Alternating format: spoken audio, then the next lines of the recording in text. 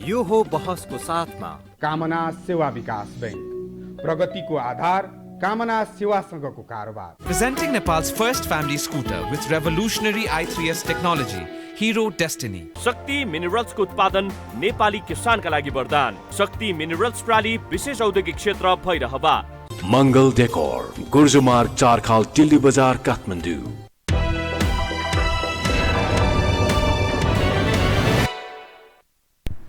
नमस्कार, यो बहसमा म यहाँहरूलाई हार्दिक स्वागत गर्दछु।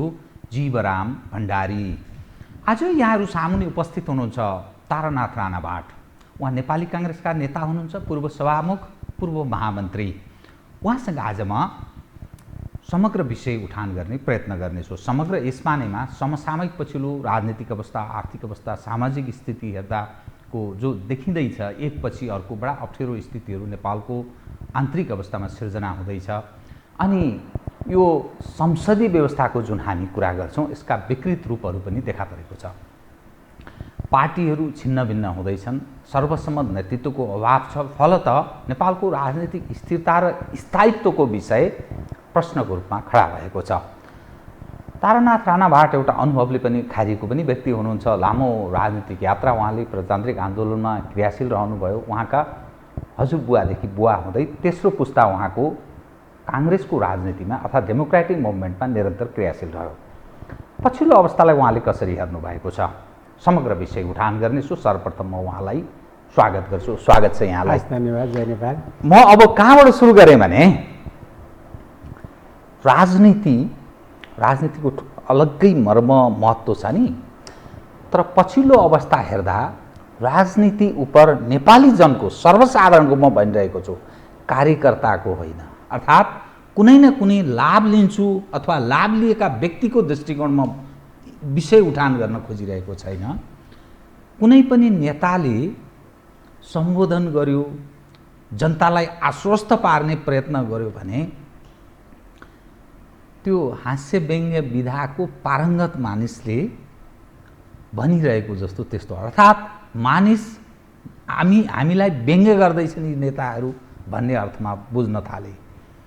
राजनीति जनता र राष्ट्रका लागि हुनुपर्नेमा व्यक्ति केन्द्रित हुन थाल्यो भनेर प्रश्नहरू उठ्न थाल्यो र समग्रमा राजनीतिक दलका अगुवा उप प्रश्न छ, राजनीतिक पार्टीको लोकप्रियता घट्दो छ, नेताहरूप्रतिको आकर्षण घट्दो क्रम घट्दै गएको छ।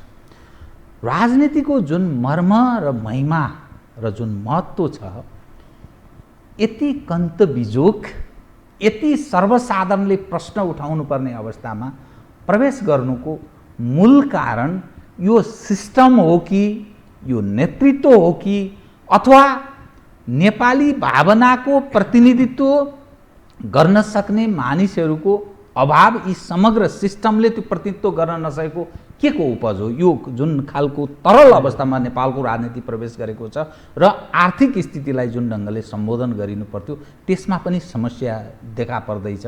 यो के को उपज हो भन्ने ठान्नुहुन्छ यहाँ? म यहीँबाट सुरु गर्छु, त्यसपछि यहाँ पूर्व सभामुख भएको हुनाले संसदीय जो फाँटको विषय उठान गर्छु, काङ्ग्रेसको महाधिवेशनको पनि विषय उठान गर्छु। समग्रमा कुनै न कुनै ढङ्गले तपाईँको मुखारबिन्दबाट म सन्देश प्रवाह गराउने प्रयत्न गर्नेछु। कृपया। धन्यवाद छ यहाँलाई। जसरी विषय प्रवेश गर्नुभयो नि, दुईजना साथीहरू आपसमा भेट हुँदाखेरि मन्द मुस्कानहरू हुन्छ, अभिवादनको आदान प्रदान हुन्छ नि,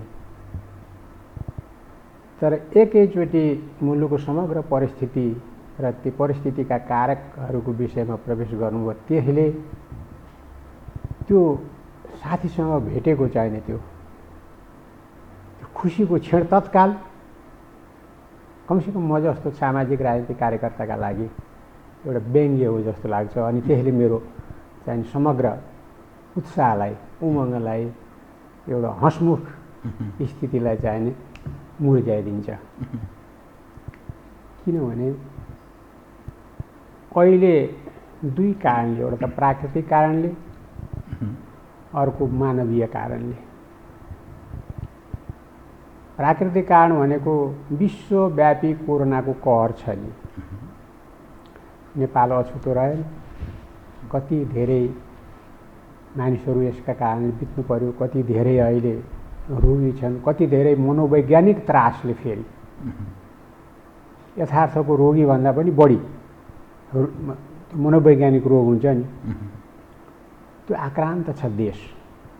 त्यसको पिरलो देशव्यापी सानो उमेरका बच्चादेखि वयोवृद्ध नागरिकहरू त्यही चिन्ता आज हो कि भोलि हो कि सर्ने हो कि उपचार छैन। र उपचारको निम्ति जिम्मेवार भनेको त मुलुकको त सरकार हो नि। सरकार प्रयत्न गरे जस्तो देखियो एकताका, त्यो भ्रष्टाचारको शिकार भयो, कमिसन तन्त्रको शिकार भयो पनि भन्छन्। त्यसपछि जुन ढङ्गले उपलब्धता देखिनुपर्ने हो, रोगीहरूले सेवा पाउनुपर्ने हो, त्यो छैन, अभाव छ भनेर त सरकार स्वयं नै भन्छ।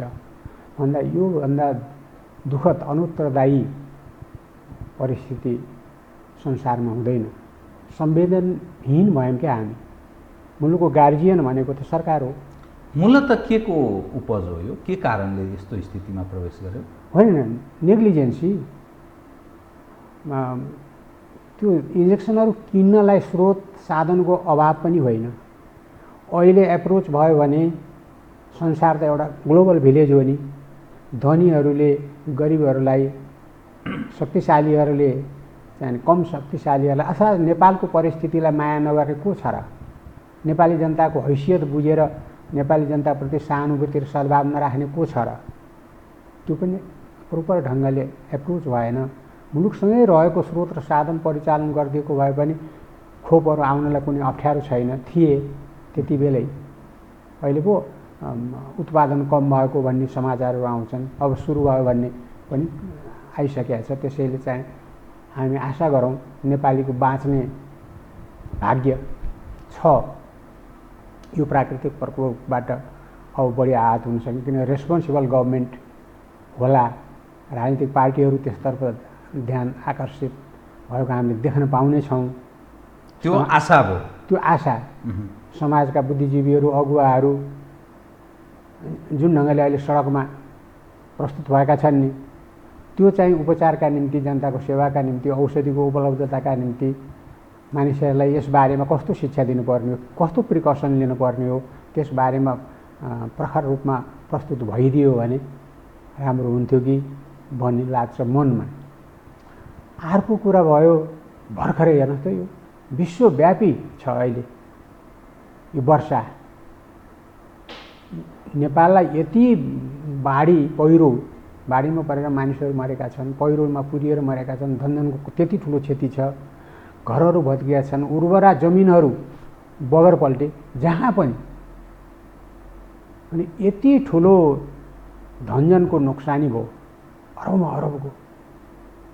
त्यसबाट चाहिने उनीहरूलाई आश्वासन र विचलित भएकाहरूलाई एउटा पुनर्वासको स्थिति क्या, गएर कहाँ बस्ने, सामूहिक रूपमा बस्ने हो कि व्यक्तिगत रूपमा बस्ने हो कि, उनलाई के आवश्यकता हो, औषधिदेखि लिएर, औषधि मूल्यदेखि लिएर खाद्यान्न, लत्ता कपडा केही छैन के अरे, होइन।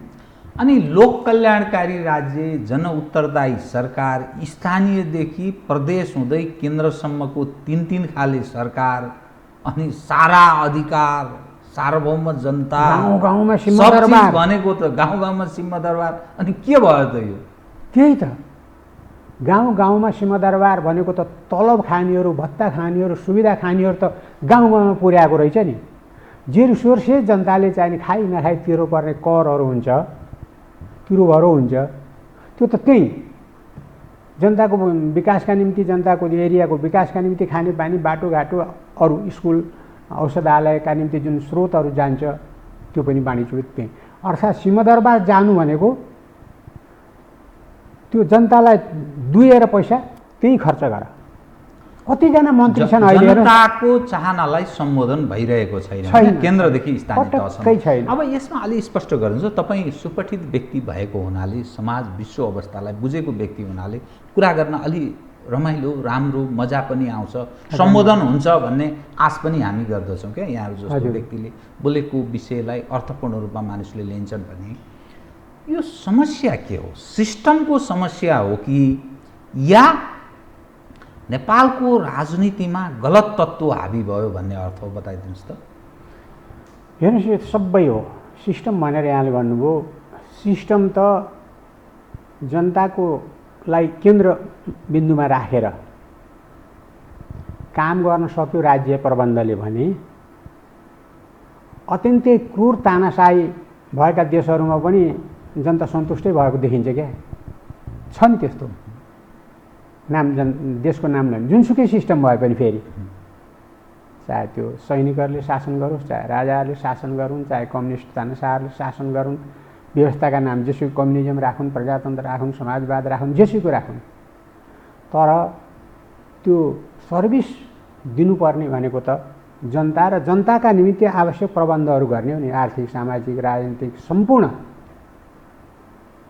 सिस्टमलाई दोष कोही पनि जान्न, तर त्यो सिस्टम परिचालन गर्नका निम्ति चाहे बन्दुकका बलले शासन हत्याउनेहरू हुन्, पाए जनताको मतले अभिमतले प्रतिनिधित्व गरेर सरकारहरू बनाउने हुन्।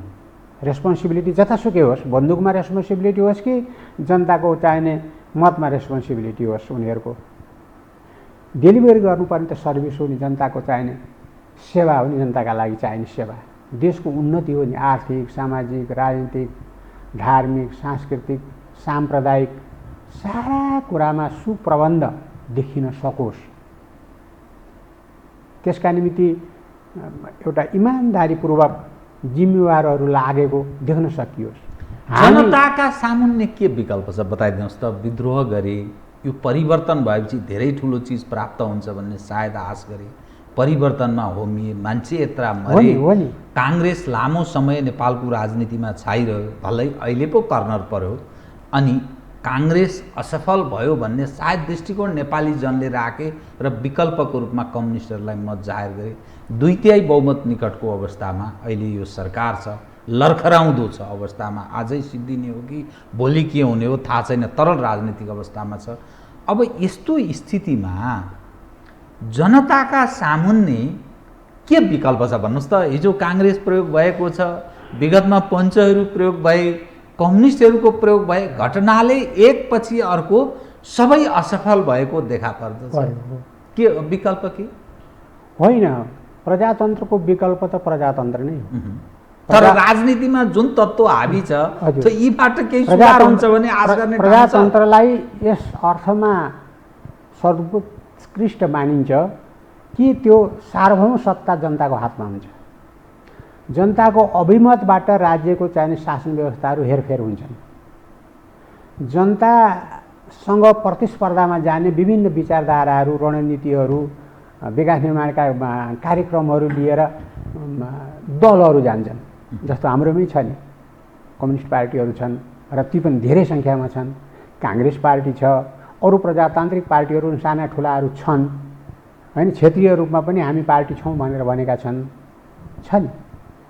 तर जेसुकै भए पनि उनीहरूले इमान्दारीपूर्वक सेवा गर्ने थलो भनेको नेपाल र सेवा पुग्न पर्ने केन्द्र भनेको जनता, सार्वभौम सत्ता सम्पन्न जनता, आफ्नो भाग्य विधाता, सरकारमा बस्ने पाउने चाहिने भाग्य भनेको जनताको मतबाट हुन्छ नि। संसद हुन्छन्, मन्त्री हुन्छन्, प्रधानमन्त्री हुन्छन्, राष्ट्रपति हुन्छन्, होइन र तिनबाट गाइडेड र देशको ऐन कानुन नियम व्यवस्था अनुसारका सारा प्रबन्धहरू र तिनमा चाहिने कार्यरत म्यान पावर सबै छ नि, कर्मचारी तन्त्र, पुलिस, आर्मी, त्यो त सम्पूर्ण जनताको भर हो नि। त्यसैले तर त्यो जनतालाई चुनावको बेला मात्रै सम्झिने र उनीहरूलाई चाहिने गुलियो शब्दहरूबाट आकर्षित गरिने र त्यसपछि एउटा निश्चित अवधिसम्म फेरि जनताका चाहिने आवश्यकता के हुन्, दुःख कष्ट के हुन्, कसरी निवारण गर्न सकिन्छ, त्यसका चाहिने साधन स्रोतहरू के हुन्, तिनको चाहिने सदुपयोग कसरी गर्न सकिन्छ, भ्रष्टाचार कमिसन तन्त्रको शिकार ती स्रोतहरू हुन नसकुन् भन्ने कुरामा सजगता कसरी अपनाउन सकिन्छ भन्ने बारेमा दुर्भाग्यवश नेपालमा पहिलेदेखि, अहिले मात्रै म भन्दिनँ जस्तो यहाँले भन्नुभयो नि अहिले भनेर, पहिलेदेखि नै हामी भएन, हामी लागेनौँ इमान्दारिता मुलुकका प्रतिको र भने चाहिँ राजनीतिक नेतृत्व कि अथवा प्रशासनिक समग्र अथवा पिपुलमा पनि त्यो समग्र चेतना एउटा आयो? एउटा परिस्थिति थियो, राणाकाल थियो, त्यसलाई छोडिदिउँ अहिले होइन, सबैले जाने छन्। 7 साल पछिको कुरा हो। हजुर, 7 साल पछिको कुरामा यस्ता नेताहरूले मुलुकलाई नेतृत्व दिए 7 सालको परिवर्तनपछि र खोट देखिएन। यद्यपि त्यति बेला राजाले निकै खेल्ने अवसर उपयोग गरे, उनी एक्ला थिएनन्। यो मुलुकको भू राजनीतिक स्थितिले माग गरेको, यसको रणनीतिक महत्त्वका कारण सबैको आँखा यहाँ छ नि।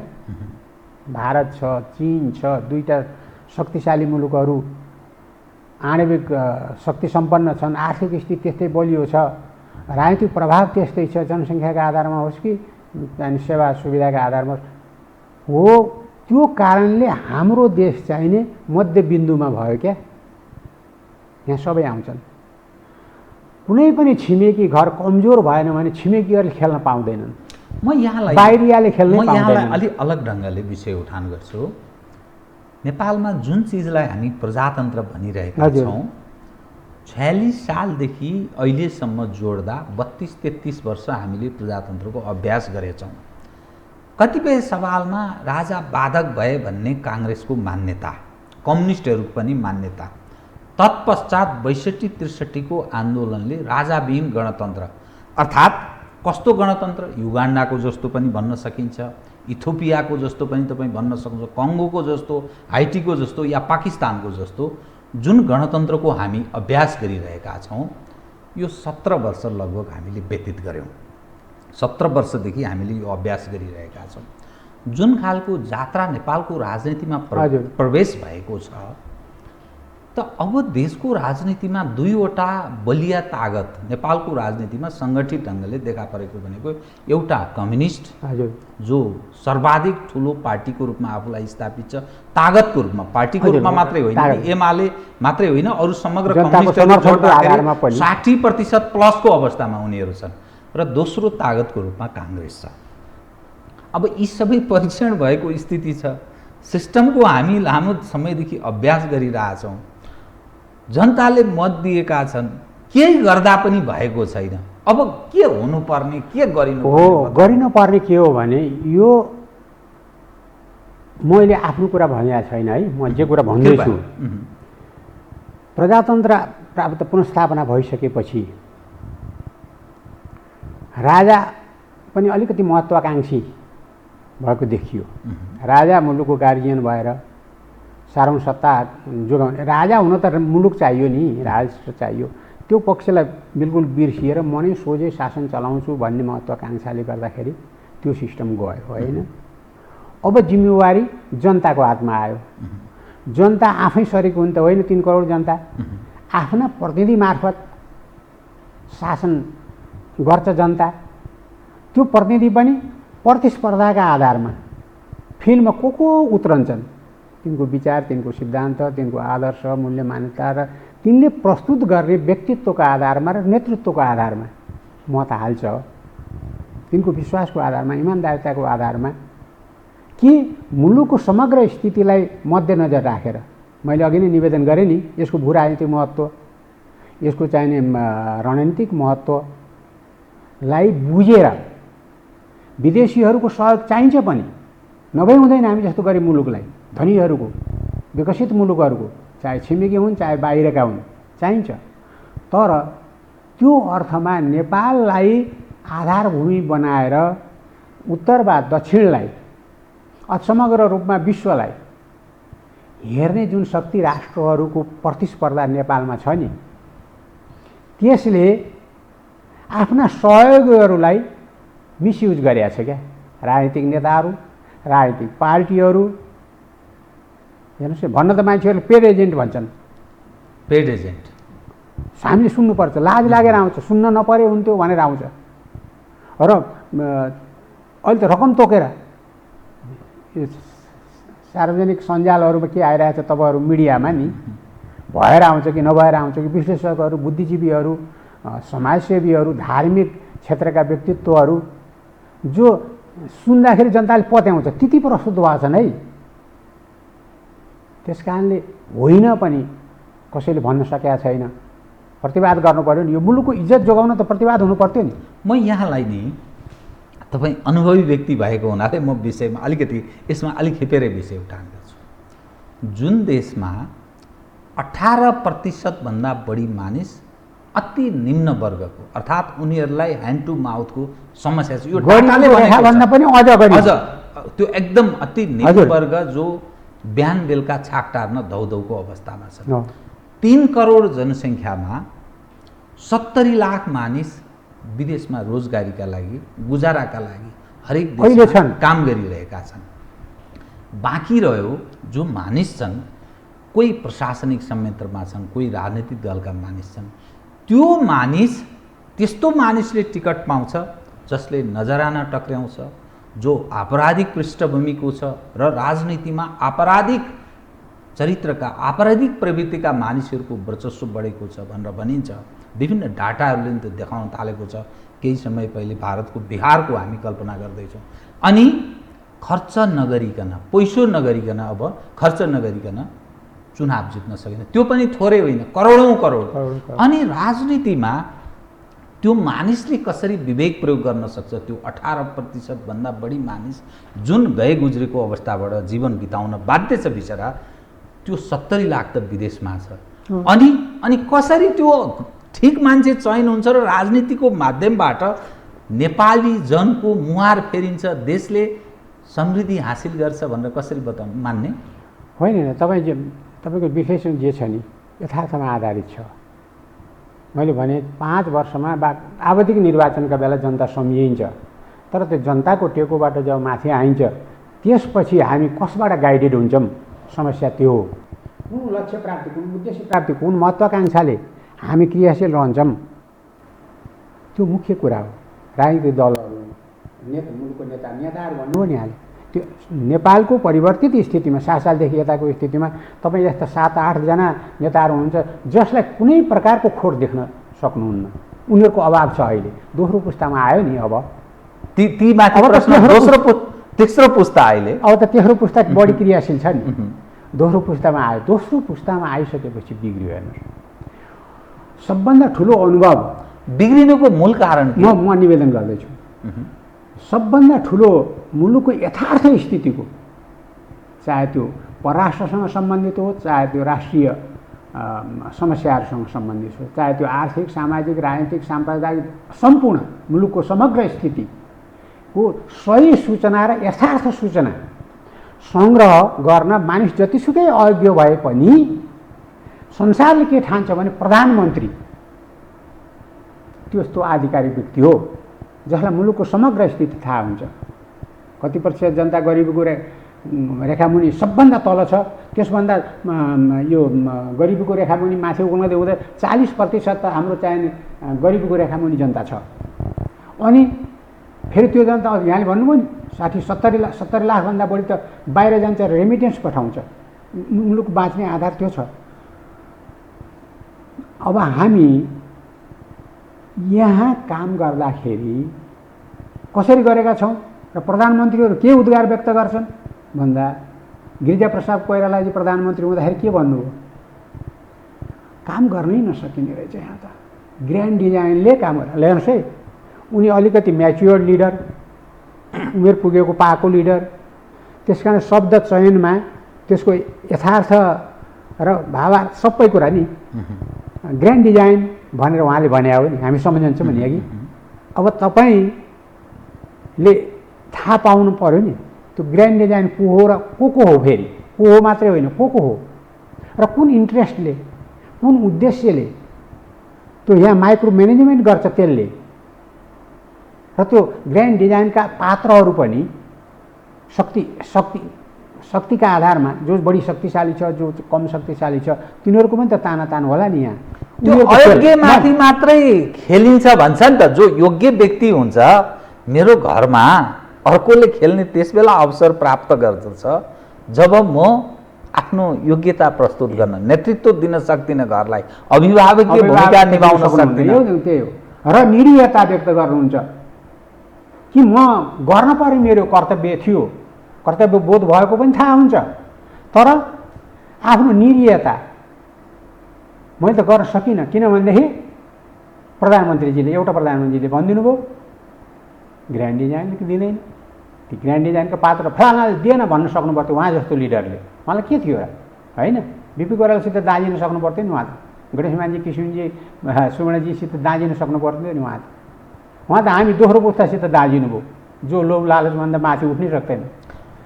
म निवेदन गर्दैछु।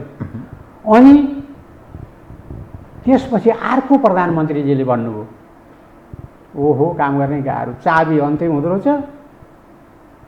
हेर्नुहोस् है, 5 जना प्रधानमन्त्रीको संयुक्त वक्तव्य आयो नि, केही पूर्व प्रधानमन्त्रीको केही दिन अगाडि सबै विदेशीहरूको चलखेल छ। यो के यी ठट्टा गरिरहेछन् कि अथवा लाभका लागि यी सब धन्दा जे पनि गर्न तयार भएका व्यक्तिहरू कि के हो? जो 12 बुँदेका सर्जक छन् ती विदेशीले खेलिरहेछ भनेर हास्यास्पद कुरा गर्छन्। त्यहाँनिर म आउँदैछु। अर्को प्रधानमन्त्रीजीले भन्नुभयो चाबी त अन्त्यहरू चाहिँ यहाँ चलाउने।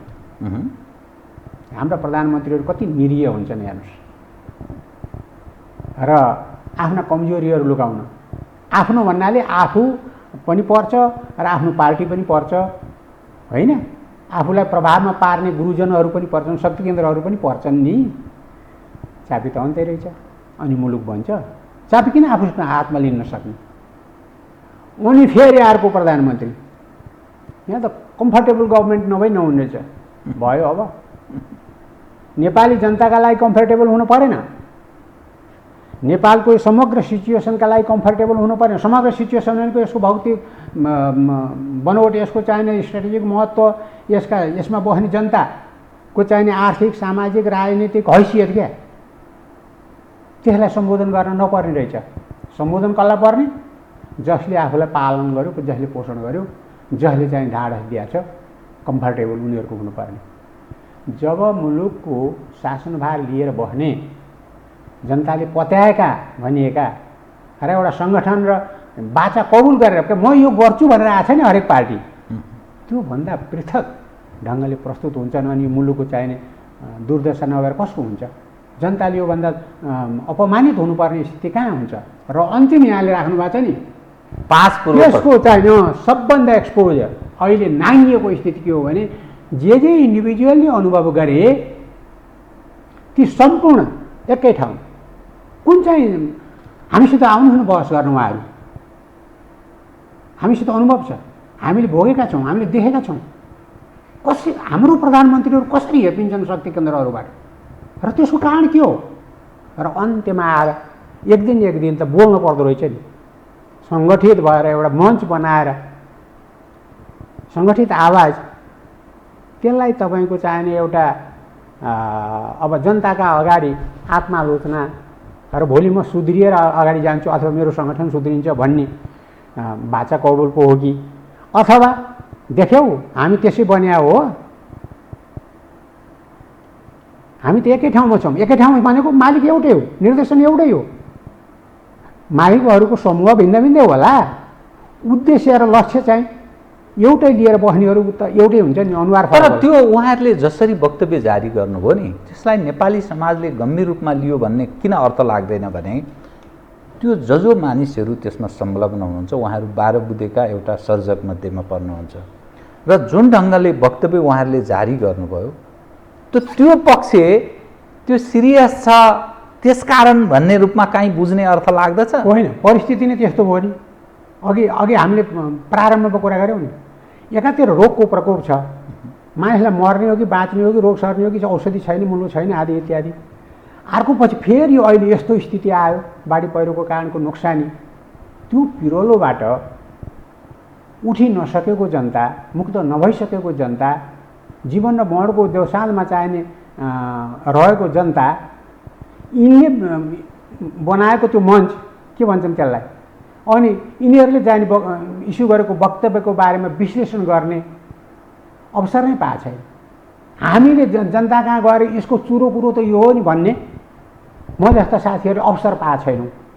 छन् नि देशभक्त साथीहरू, प्रारम्भ उतातिरको कुरै छोडिदिनुहोस्, प्रजातन्त्रको पुनस्थापना भइसकेपछि पनि चाहे सरकारको भन्नुहोस् चाहे पार्टीको भन्नुहोस्, समग्र क्षेत्रमा चाहे सामाजिक धार्मिक सांस्कृतिक क्षेत्रमा एउटा रहेर नेतृत्व दिएर इमान्दारका रूपमा एउटा चाहिने क्लिन इमेज धानेर राष्ट्रभक्ति, राष्ट्रियता र सच्चा साँचो अर्थमा चाहिने आदर्शमा राजनीतिक, सामाजिक, आर्थिक सम्पूर्ण भनौँ मा रहेका कार्यकर्ताहरू त छ नि जनताको आँखामा हो। ती गएर भन्ने बित्तिकै यथार्थ बताइदिने बित्तिकै त अनि त्यो परिस्थिति निर्माण भएको छैन। यिनीहरूको 5 जनाको जुन वक्तव्य हो यो गठबन्धन हो, त्यो अपवित्र गठबन्धन हो भन्छु। अलि चर्को स्वरमा भन्छु, अपवित्र गठबन्धन हो। किन यहाँलाई त्यो अपवित्र लाग्यो? यो मुलुकमा बसेर त यो मुलुकका जनता र यो मुलुकको चाहिने नेतृत्व हो भने त यो मुलुकको हितका निम्ति एक ठाउँ बस्ने हो नि। यो भएन ऊ भएन भनेर खालि मालिकलाई रिजाउने ढङ्गले कुरा गर्ने हो, जनता रिजाउने ढङ्गले कुरा गर्ने हो, देशको मुहार फेर्ने ढङ्गले कुरा गर्ने हो, यसको आर्थिक स्थितिलाई सुधार गर्ने, सामाजिक स्थितिमा सुधार गर्ने। यहाँका साम्प्रदायिक दङ्गा हेर्नुहोस् त अहिले चोरी, डकैती, बलात्कार, हत्या, हिंसा, भ्रष्टाचार, कमिसनखोरी, मूल्य वृद्धि, समाज कति अराजक भएर गइसक्यो। जनताले सन्तुष्टि लिने ठाउँ कहाँ छ? त्यो 5 पूर्व प्रधानमन्त्रीको त मालिक रिजाउने भन्दा पनि मालिकले सिद्ध्याउन लाग्यो भन्ने त्रास जस्तो या भ्रम सिर्जना गरेर राजनीतिक लाभ लिने उद्देश्य जस्तो लाग्छ नि त। अब यी 5 जनाहरूको चाहिने मैले त्यति निवेदन गरिसकेपछि यथेष्टै होला लाग्छ।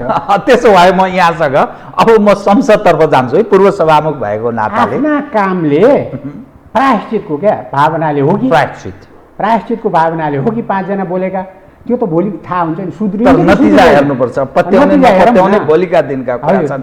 म यहाँसँग नि पूर्व सभामुख भएको नाताले यो यतिखेर सभामुख पनि अदालतमा धाइरहनु भएको छ। हजुर। अनि प्रतिपक्षी दलका नेताहरू पनि अदालतको आश गरेर बसेका छन्। स्वयं प्रधानमन्त्री, राष्ट्रपति अदालत हेरेर कुरेर बसिरहेको देखिन्छ। जुन ढङ्गले प्रधानमन्त्रीले प्रतिनिधि सभा विघटन गर्नुभयो, तत्पश्चात उत्पन्न भएको क्रिया र प्रतिक्रिया, प्रधानमन्त्रीले चाहेको चुनाव गराउने अर्ली इलेक्सन, प्रतिपक्षले ओलीको नेतृत्वमा चुनाव भयो भने फेयर हुँदैन भन्ने दृष्टिकोण र यो प्रतिनिधि सभाको बाँकी आयु निरन्तरता दिने। विगतमा प्रधानमन्त्रीहरूले भङ्ग गरे पटक पटक, त्यसकारण त्यो विघटन हुनबाट बचाउनका लागि संविधानले 5 वर्ष एनी हाउ बचाइरहनुपर्छ भन्ने दृष्टिकोणका साथ प्रस्तुत भएको, अर्थात् एक्जिक्युटिभ अथोरिटी प्राइम मिनिस्टरलाई त्यो रूपमा छैन है, विघटन गर्ने अधिकार छैन भन्ने जस्तो दृष्टिकोण।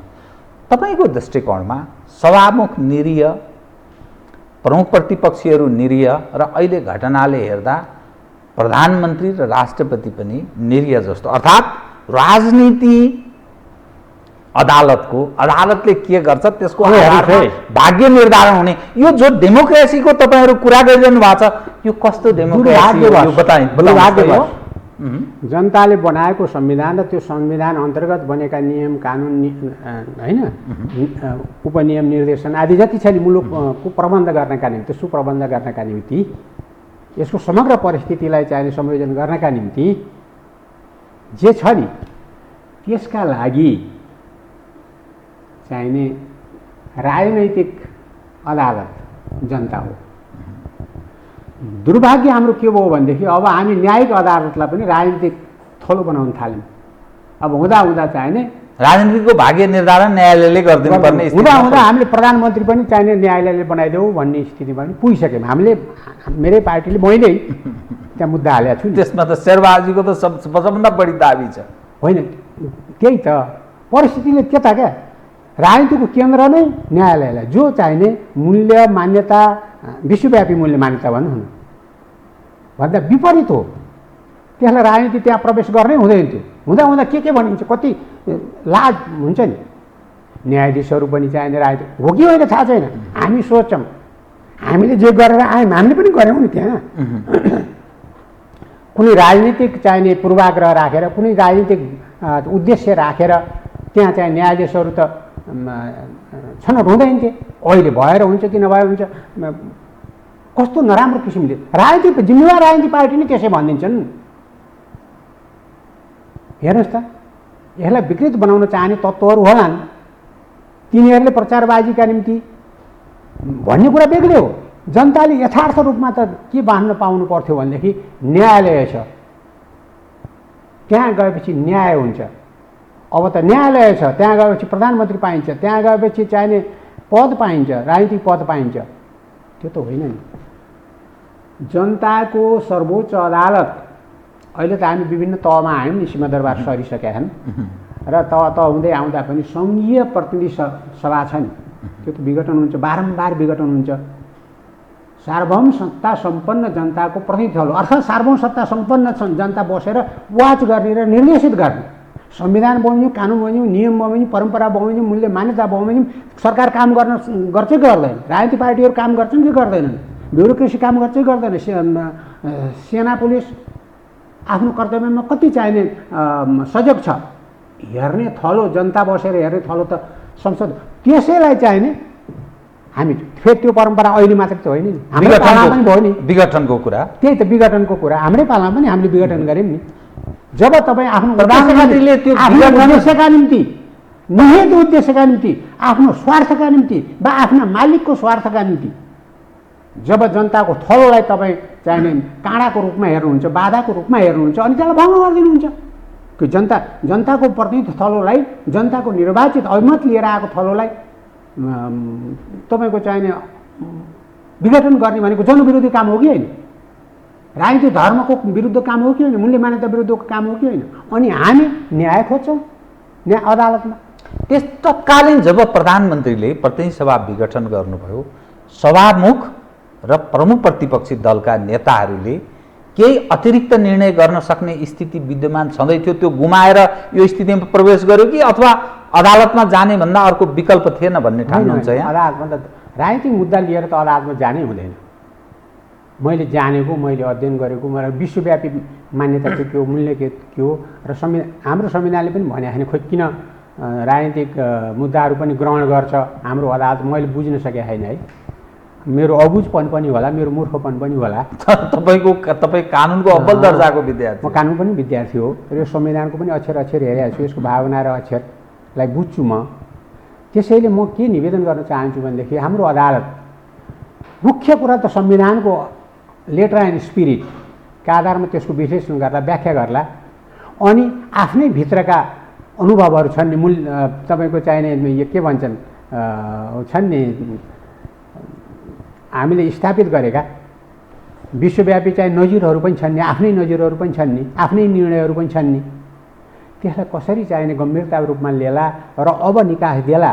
यदि यो पटक पनि थोरै मात्रै त्रुटि भयो भनेदेखि यो देशको स्थिरता, यो देशको शान्ति, यो देशको यहाँले भन्नुभयो नि आर्थिक, सामाजिक, राजनीतिक, साम्प्रदायिक, यो समग्र रूपमा राष्ट्रिय विकास र राष्ट्रिय एकताको उसमा आँच आउँछ। कुनै अन्यथा ठाउँमा नेपालको राजनीति प्रवेश गर्न खोजेको जस्तो तपाईँलाई लाग्छ कि यो सम्पूर्ण खालको जुन बिग्रेको, भत्केको, जुन अविश्वासको अवस्था देखा पर्छ? अन्यथा भन्नाले दुईटा कुरा हुन्छ। नेपालको राजनीतिले अन्यथा बाटो खोजेको हो, अर्थात् बहुदलीय राजनीतिक व्यवस्थाभित्रै अन्यथा बाटो खोजेको भनेको अहिलेको यो प्रबन्ध जुन छ नि, जनताले चुनेको सरकार छ, जनताले चुनेका पार्टीहरू छन्, ती रेस्पोन्सिबल भएनन्। हेर्नुहोस् त, प्रधानमन्त्रीजी एउटा पार्टीको छ, सरकार एउटा पार्टीको छ होइन? त्यही पार्टी 10 चिरा भएर चाहिने आपसमा सडकमा चाहिने नाङ्गै दौडिरहेको छ अहिले। नेपाली काङ्ग्रेस मेन अपोजिसन हो नि, अपोजिसन त अरू पनि छन्, तर मेन अपोजिसनको जुन रेस्पोन्सिबिलिटी हुन्छ त्यो मेन आफू त्यतातिर ध्यानै छैन, कि झगडातिर ध्यान छ कि चाहिने अरू मिलेमतोतिर ध्यान छ। अनि साना अपोजिसन पार्टीहरू उनीहरू निरीह छन् या त विभक्त छन् क्या। एउटाले चाहिने तराईतिर आफ्नो ध्यान केन्द्रित गर्छ, अर्काले सानो सानो विषयहरू, सानो सानो चाहिने क्षेत्रलाई, राजनीतिक क्षेत्र अथवा विश्वासका क्षेत्रहरूलाई चाहिने हेर्छ। समग्र राष्ट्रियताको प्रतिनिधित्व, जनताको भावना अनुकूल काम गर्ने अपोजिसन अहिले भएन। यहाँले भन्नुभयो नि नेपाली काङ्ग्रेसलाई, नेपाली काङ्ग्रेस आफ्नो बाटो हामी चुकेका छौँ। प्रमुख प्रतिपक्षको भूमिका निर्वाह गर्नबाट काङ्ग्रेस चुक्यो होइन? चुक्या छ। अहिले जस्तो यो स्थितिमा हामी राजनीतिक मुद्दा भन्दा, राजनीतिक मुद्दा त गरौँला, चुनाव आउँदैछ होइन? सर्वोच्च अदालतले एउटा दुईटा मध्ये एउटा बाटो त देला नि। पर्खौँ हेरौँ, भोलिसम्म स्थापित भयो भने पनि सिचुएसन त्यही हो, हुने त्यही हो। र निर्वाचनतिर जाने निर्णय भयो भने पनि सिचुएसन त्यही हो। कांग्रेस किन अलि हट्यो, अलि किन डरायो? तपाईहरुले जसरी सिन्चित गरेको कांग्रेस चुनावमा जान कांग्रेस किन हच्कियो, डरायो भन्छन् तपाईहरुले जुन ढंगले? किन डराउने होइन, यो घटनाले चुनावमा जानुपर्छ भनेर त हाम्रो सभापतिले भनेको छ। संस्थागत कुरा गरौँ न, सभापतिले भनेको छ, कार्यसमितिले भनेको छ, अरू सबै साथीहरू चुनावमै जानी चाहिने मनसाय राख्छन्। अनि अदालतमा किन गयो त चुनावमा? हो त्यही त मिसगाइडेड कसरी हो म बुझ्दिनँ यो छलफल। अब हाम्रो दुर्भाग्य के हो भने हामी बिपी कोइराला, गणेश मानजी, सुवर्णजी, किशुनजीलाई बेहोर्यौँ नि। कुनै पनि ठुलो कुरा ती एक्लै निर्णय लिन असक्षम थिए र यिनीहरू, चाहे त्यो राष्ट्रिय मुद्दा, अन्तर्राष्ट्रिय मुद्दा, चाहे जनतासँग सम्बन्धित, चाहे प्रशासनसँग सम्बन्धित, माने मुलुकको समग्र प्रश्नमा एउटै मान्छेले इन्फर्मेसन राख्थ्यो, एउटै मान्छेले चाहिने सल्युसनका चाहिने उपायहरू खोज्न सक्थ्यो। तर त्यो बिपी कोइराला किन कार्यकर्ताहरूको तहमा पनि पुगेर सल्लाह लिए जस्तो गर्नुपर्ने? नेपाली कांग्रेसले त्यस्तै बिपी, गणेशमान, किशुनजी, स्वर्ण शमशेर या सूर्य प्रसाद उपाध्यायको नाम लिन मिल्छ? अब त्यो मान्न मिल्छ? यस्तो चाहिने दुर्गन्धित अवस्थामा तिनलाई ड्र्याग गरेर तिनलाई पनि हामी त्यही हिलोमा मुख्ने? अब उनीहरूको जुन मान्यता थियो नि, जुन मान्यता ती यहाँ मैले अघि तपाईले र मैले बोलेका व्यक्ति नेताहरू जो मान्यता राख्नुहुन्थ्यो, त कांग्रेस त्यो ट्र्याकबाट त्यो ढिरेल भइसक्यो भने त्यो कांग्रेसले ती हाम्रा आदर्श पुरुष थिए भनेर मान्नुको अर्थात् नाम लिनुको, त्यो फोटो छापेर फोटो राखेर महाधिवेशनमा राख्नुको केही तुक छ भन्ने भयो। जुन 3 सालदेखि स्थापित मूल्य मान्यताहरू, विचारहरू, कार्यक्रमहरू यो मुलुकको लागि समग्र हितको, यसको मुलुकको समग्र हित भनेपछि यसको चाहिँ टेरिटोरियल इन्टिग्रिटीको संरक्षणदेखि लिएर, यसको चाहिने शासनको सुप्रबन्धदेखि लिएर, यसका चाहिने परराष्ट्र सम्बन्धहरू, इमिडिएट छिमेकसँग कस्तो सम्बन्ध हो, अरू मुलुकहरूसँग कस्तो सम्बन्ध हो भन्ने कुराको यथोचित व्यवस्थापनका निम्ति जुन रोल थियो नि त्यति बेलाका नेताहरूको, कन्सल्टेसन थियो नि, भित्र पनि बाहिर पनि। अप्ठ्यारो पर्ने बित्तिकै त बाहिरी नेताहरूसित पनि सल्लाह गर्थे नि यस्तो परिस्थितिमा के हो भनेर। अहिले त तपाईँको यतिकै समिति छन्, समितिसँग सल्लाह हुन्न भनेर साथीहरू गुनासो गर्छन्। अर्थात् प्रजातान्त्रिक व्यवहार केही कतै केही छैन। बिपी कोइरालाले एउटा साधारण सदस्य जिल्लामा काम गरेको रेकर्ड अनुसारको चाहिने उहाँसित त रेकर्ड हुन्थ्यो, डे टु डे फलानु यति जेल खायो, फलानु यति शासन पाए, फलानुको चाहिने सर्वस्व भयो, फलानुको बाउ मऱ्यो, फलानुको बाउ थुनियो, फलानु चाहिने पढ्दा पढ्दै चाहिने थुनिएर पढाइ बिग्रियो आदि जस्ता कुराहरूदेखि लिएर उसको समर्पण भाव, उसको योग्यता, उसको इमान्दारिता, उसको देशभक्ति, उसको पार्टीप्रतिको समर्पण भावलाई चाहिने ब्ल्याक एन्ड व्हाइटमा चाहिने अङ्कित गरेर के छ तिम्रो बोलाएर क्या भेट भएन भने किन? यति पछिल्लो नेता गिरिजाप्रसाद अहिले चाहिँ के प्राथमिकता छ? अहिले पढ्नु न, म एउटा निवेदन गर्दैछु। आदर्श पुरुषहरू त आदर्श पुरुष नै हुन्, बिपी, गणेशमान, सुवर्णजी, किशुनजी, यिनीहरू त। त्यसपछिको चाहिने गिरिजाप्रसाद पनि सरसल्लाह साथीहरूसित, साथीहरूको मन राख्नु, कमसेकम त्यो स्वभाव थियो तुलनात्मक असाध्यै राम्रो स्वभाव थियो। साथीहरूलाई आउनेहरूलाई सरसल्लाह लियो, कोही आउँदैन, अलिकति म चित्त दुख्छ नि, आएन, किन आएन लौ न त्यसलाई खबर गर त, त्यो पिएले खबर गर्छ, ऊ गर्छ, आउँदैन। अहिले चाहिँ के प्राथमिकता? उहाँ पढ्नु न, म निवेदन गर्दैछु, उहाँको नेतामा हुनुपर्ने गुण बोलाइ सल्लाहमा लिने, आइदिएन त्योसित सल्लाह लिनै पर्छ। अनि खुरुखुरु म आउँछु पनि होइन, खुरुखुरु चाहिने घरमा गइदिने। अनि घरमा दुईवटा पार्टी हुन्छ, एउटा गिरिजा पक्षको पार्टी, एउटा म पक्षको पार्टी। मेरो घरमा चाहिने कति 5 पटक पुग्नु भएको छ। त्यस्तो मान्छेसित चाहिँ त नजाने, मेरो घरका सम्पूर्ण परिवार गिरिजाको पक्षमा लागेर चाहिँ त्यस्तो नेता तेरा घरमा सूचना नगरी आउँछ, तँसित सल्लाह तँलाई ठुलो भनेर हो, तँलाई माया गरेर हो, तेरो अनुभव त पनि निर्णयमा छस् भन्ने तेरो सम्मानका लागि आएको त्यस्तो नेता थिएको।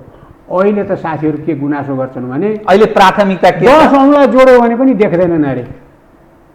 कांग्रेस जस्तो छैन यसको अर्थ। म यहाँसँग नि अब सवाल के रह्यो भने कांग्रेस महाधिवेशनको सन्निकट छ, नेतृत्वको कुरा मानिस गरिरहेका छन्, अब अहिले पनि के भन्छन् भने जस्तो रामचन्द्र पौडेलजी अब देउबाको विकल्पमा म, अनि फेरि अरू खाले अब नयाँ पुस्ता भन्ने कि के भन्ने बिपी कोइरालाका छोरा शशाङ्कदेखि प्रकाशमान सिंह विमलेन्द्र निधिदेखि कृष्ण सिटौलासम्म, अनि अरू खाले पनि कतिपय इच्छुकहरू जो सभापतिको दाबी गरिरहेको देखिन्छ।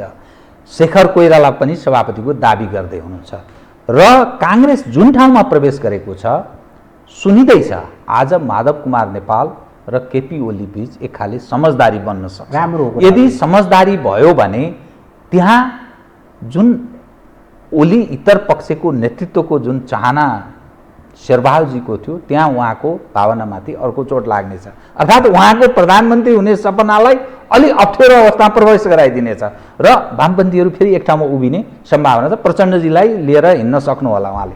त जुन स्थितिमा काङ्ग्रेस महाधिवेशन गर्दैछ, अबको नेतृत्व, अबको अवस्था उपर स्वयं तपाईँ चाहिँ के धारणा राख्नुहुन्छ र तपाईँ आफै चाहिँ तपाईँको पनि कुनै दाबी छ कि कुन रूपमा तपाईँ अहिलेको काङ्ग्रेसको यो महाधिवेशनलाई हेरिरहनु भएको छ? कृपया मसँग समय धेर भएन त्यसकारण। हजुर, म निवेदन के गर्न चाहन्छु भने नि दलीय व्यवस्थामा दलहरू फुट्नु, आपसमा चाहिने मनमुटाव राख्नु, विभिन्न किसिमका आरोप प्रत्यारोपहरू लगाइरहनु यथार्थमा आधारित छ नै। फेरि चाहे ती चाहिने बाह्य निर्देशनबाट परिचालित हुनुहोस् वा भित्र बगरेका विकृति विसङ्गतिमा चाहिने सुरुममा डुबेको अवस्था होस्, त्यो दलीय व्यवस्थाका निम्ति गुट उपगुट हुनु, मनोमालिन्यता हुनु अस्वाभाविक, त्यसले चाहिने मुलुकको हित गर्दैन, कहिल्यै पनि गर्दैन।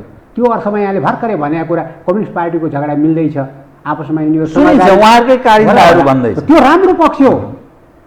त्यस्तो स्थितिमा जाने हुँदैन, त्यो गएको हो भने अब चाहिँ महसुस गरेर त्यो चाहिँ मूल्य मान्यता अनुरूप चल्ने, जनताको भावना अनुरूप चल्ने चाहिँ जुन प्रतिज्ञा गरेर मिल्लान् त्यो राम्रो पक्ष हो। म त त्यस्तो कुरा स्वागत गर्छु र हाम्रोमा पनि गुट उपगुट यहाँले भन्नुभयो नि, अब एउटा पार्टीमा नेतृत्वका निम्ति चाहना राख्ने कुनै पदाधिकारी भनौँ न, सभापति, महामन्त्री, सदस्य, कोषाध्यक्ष आदिहरू हुन्छन् नि, उपसभापतिहरू हुन्छन्, त्यहाँ चाहिने मेरो इच्छा छ म पनि प्रतिस्पर्धामा उत्रन चाहन्छु, अथवा साथीहरू मिलेर थोरै मात्रै प्रस्तुत हुन् न, किन यो गन्जागोल देखाउने त नि।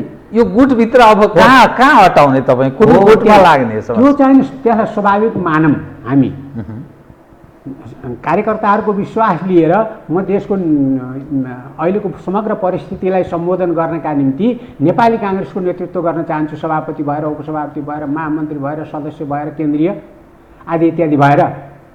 त्यो चाहिँलाई हामीले नकारात्मक उसमा चाहिँ अर्थ्याउनु हुँदैन। तर म फेरि भन्दैछु, तर मिसगाइडेड भएर शक्ति केन्द्रका लागि, यो मुलुकको अहित चिताउनेहरूका लागि, यो मुलुकलाई खेल मैदान बनाएर यहाँ खेलेर संसारमा एउटा प्रभाव विशेष गरेर छिमेकीहरूलाई गर्ने अनि धार्मिक नाममा यहाँ बस्ने इसाईहरूको उपस्थिति यहाँ देख्नु भएको छ, त्यो पनि यसमा प्रवेश गरेको छ।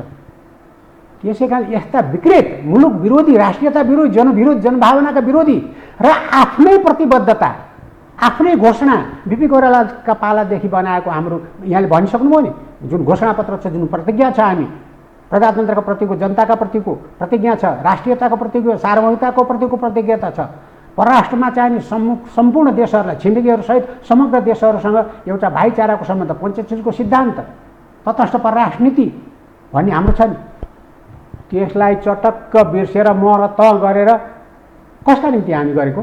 के साथीहरू बस्न सक्दैनन्? अझै पनि समय बितेको छैन, अझै पनि साथीहरू बसेर समझदारी लिएर ल ठिक छ प्रतिस्पर्धामा अलिकति दृष्टिकोण मिलेन अरे, अलिकति चाहिने कार्यक्रमहरू मिलेनन् अरे, दुईजना प्रतिस्पर्धा गरौँ न त भने पनि हुन्छ, होइन भने त्यो पनि पर्दैन। अहिलेको चाहिने होपापापीको स्थिति छ, महत्त्वाकांक्षाको स्थिति छ, शक्ति केन्द्रहरूको पेलान होला घाँटी निमोट्ने र समाउने, त्यसप्रतिको उत्तरदायित्व छ, फेरि त्यसलाई इन्कार गर्न सक्दैनन्। एक एक गरेर चाहिने मान्छेहरू जानिसकेका छन् अहिले। तर यो बिजोग नेपाली जनताका अगाडि, हाम्रा प्रतिस्पर्धी पार्टीहरूका अगाडि, हामीलाई हेरेर बस्ने इमिडिएट छिमेकीहरूका अगाडि र संसारका अगाडि नेपाली काङ्ग्रेसको बिजोग नगराम न। यत्रो ठुलो पार्टीको अगाडि विश्वविख्यात नेताहरू हुने हाम्रो त्यति बेलाका, हामीको अहिले समग्र 77 जिल्लामा साथीहरूलाई चिन्छन् चिन्दैन थाहा छैन, तर विश्वव्यापी परिचय भएका त्यो व्यक्तित्वहरू हाम्रो उसमा छैन।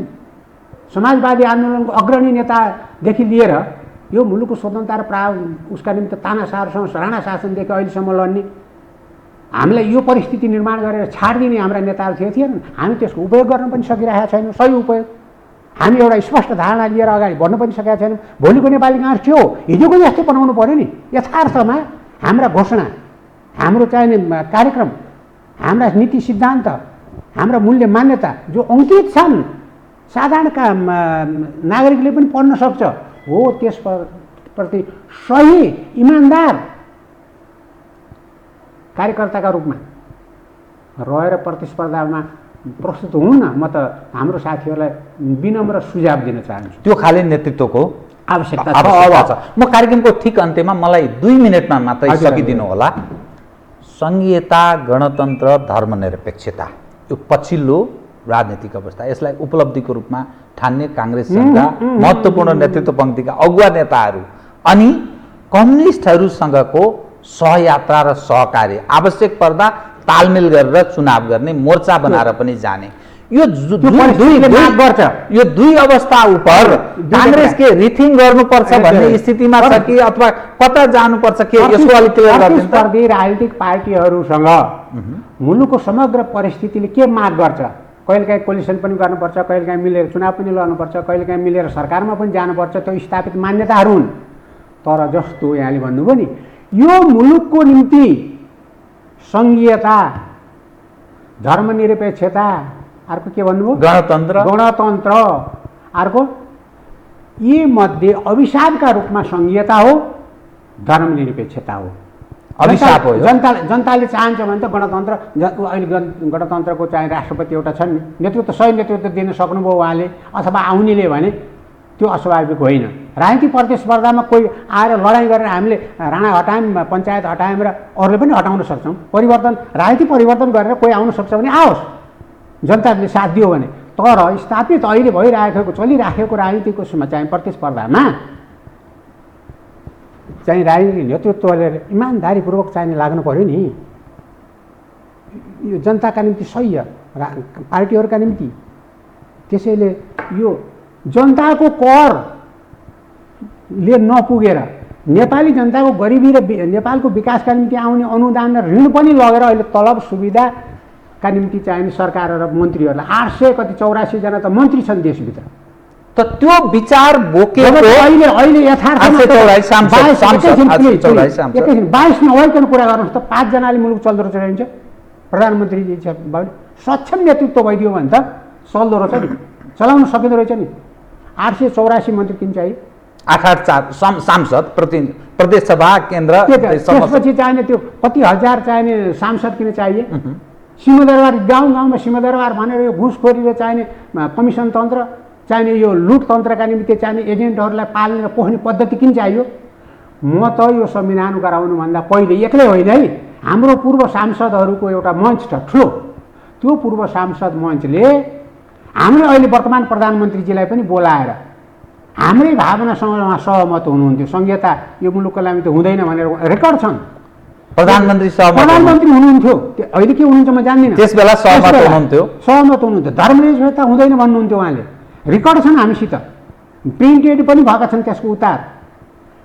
धर्मनिरपेक्षतामा जान हुँदैन, संघीयतामा जानु हुँदैन। यति सानो थोरै जनसङ्ख्या भएको एरियामा यति सानो मुलुकलाई सुशासन दिन, यसको उन्नति प्रगति गर्नका निम्ति एउटा केन्द्रीय सरकार थोरै चाहिँ मन्त्रीमण्डलका सदस्यहरू भएको र यो शक्ति विकेन्द्रीकरणका आधारमा, डिसेन्ट्रलाइजेसनका आधारमा गाउँ नगरलाई चाहिने सम्पूर्ण शक्ति दिएर क्या आफ्नो विकास, निर्माण, शान्ति, सुरक्षासम्म कि एउटा तहको न्यायको पनि प्रबन्धका लागि तपाईँको चाहिने दिएर, हक अधिकार दिएर शक्ति विकेन्द्रित गरेर जानुपर्छ है। यो संविधानमा यी कुराहरू गर्न पाइँदैन भनेर त हामी त्यति बेला नबन्दै, म अहिले बनेपछि पनि संविधान सब मान्ने कुरा बेग्लै हो, तर धर्मनिरपेक्षता र संघीयताले मुलुकलाई हित होइन अहित गर्दैछ। जति सक्यो चाँडो अब जनताले निर्वाचन गर्दाखेरि संविधान संशोधन गरे यो दुईटा कुरा हटाउँछौ हटाउँदैनौ भनेर आफ्नो परिचय संसार आजको कुरा हो। हाम्रो परिचय हिन्दू भनेको हिन्दूले क्रिस्चियनलाई यहाँ काम नगर, सङ्गठन नगर, विस्तार नगर, धर्म आफ्ना आचार व्यवहार नगर भनेको छ र मुस्लिमहरूलाई भनेको छ र हामी त भाइ मुसलमान र हिन्दूहरू त दाजुभाइ जस्ता थियौँ हामी। कहिले झगडा भएछ हिन्दू मुस्लिमको यहाँ चाहिँ द्वन्द्व भएछ संसारमा भएछ, हाम्रो यहाँ भएछ दाजुभाइ जस्ता छ। अर्थात् सम्पूर्ण यो धर्महरूले खेल्न पाउने, प्रभाव देखाउन पाउने, जनताको सेवा गर्न पाउने, आफ्नो चाहिने निष्ठा र पूजा आचारमा रहन पाउने स्वतन्त्रतालाई अक्षुण्ण राख्दै आफ्नो परिचय जो विश्वव्यापी संसारभरमा एउटा मात्र हिन्दू राज्य हो।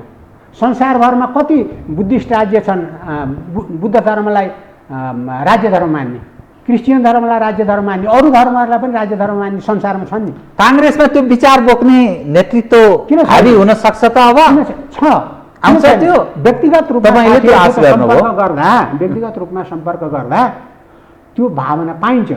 पोहोरको अधिवेशनमा पनि महासमितिमा पनि सिग्नेचर गरेर प्रतिनिधिहरूले चाहिने रेकर्ड गरेका छन्, अहिले पनि सुरक्षित छ। त्यसलाई चाहिने सम्बोधन गर्दैन, हुँदैन भने हुँदैन केन्द्रीय भने हुन्थ्यो।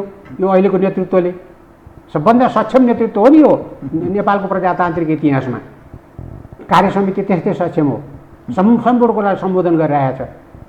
अप्ठ्यारो स्थिति अनि हामीलाई कति कुराको चाहिने अहिले बात लागिरहेछ। एमसिसीमा नेपाली काङ्ग्रेसले उत्तेजित भएर किन बोल्नु परेको थियो, किन फ्री तिब्बतको बारेमा बोल्नु परेको थियो, किन चाहिने यो इन्डो पेसिफिक उसमा स्ट्राटेजीमा किन नेपाली काङ्ग्रेस उतर्सिनु परेको थियो भनेर हामीलाई सोध्छ। मैले कसरी जवाफ दिएँ? मैले त के जानेकै छैन, कसरी जवाफ दिन्छु? यो त नेपालको राजनीति अहिले तरल अवस्थाबाट गुज्रिरहेको तरल अवस्थाबाट केही समय पर्खौँ र हेरौँ है अझै हामी। हस्, म यहाँसँग कुरा गर्न आशा गरौँ। हस्, धन्यवाद छ यहाँलाई। धन्यवाद। आदरणीय दर्शकवृन्द, उहाँ हुनुहुन्थ्यो तारानाथ राणाभाट, पूर्व सभामुख नेपाली काङ्ग्रेसका नेता। पछिल्लो राजनीतिक अवस्था उप गरिएको कुराकानी। म सहित मेरो सम्पूर्ण युनिटलाई कार्यक्रमबाट बिदा दिनुहोस् र यो हो टेलिभिजन हेर्दै रहनुहोला। नमस्कार।